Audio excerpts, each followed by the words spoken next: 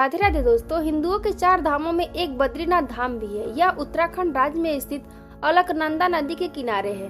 बद्रीनाथ धाम को लेकर लोगों के बीच मान्यता है कि यहाँ कभी भगवान शिव और माता पार्वती का वास हुआ करता था, लेकिन बाद में भगवान शिव को वह स्थान छोड़कर केदारनाथ जाना पड़ा। आखिर क्या कारण था कि भगवान बद्रीनाथ धाम को छोड़कर केदारनाथ चले गए? साथ ही भगवान विष्णु को यह स्थान क्यों अच्छा लगा? पौराणिक ग्रंथों में आई कथा के अनुसार जानते हैं यह प्रसंग। पुराणों में दर्ज कथा के अनुसार एक बार सतयुग में जब भगवान श्री नारायण बद्रीनाथ आए, तब यहाँ बद्रियों बेर का वन था। यहाँ भगवान शंकर माता पार्वती के साथ आनंद पूर्वक रहते थे। कहते हैं कि एक दिन श्री हरि विष्णु बालक का रूप धरकर जोर जोर से रोने लगे।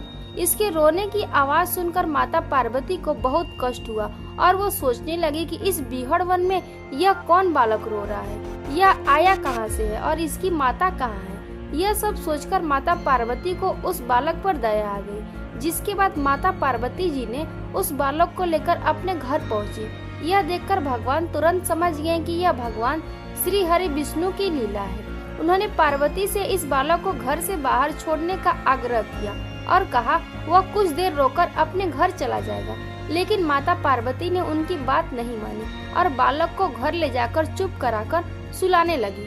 कुछ ही देर में बालक सो गया। तब माता पार्वती बाहर आ गई और शिव जी के साथ कुछ दूर घूमने के लिए चली गई।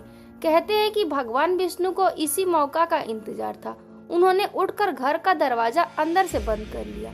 भगवान शिव और माता पार्वती जब घर लौटे तो दरवाजा अंदर से बंद था।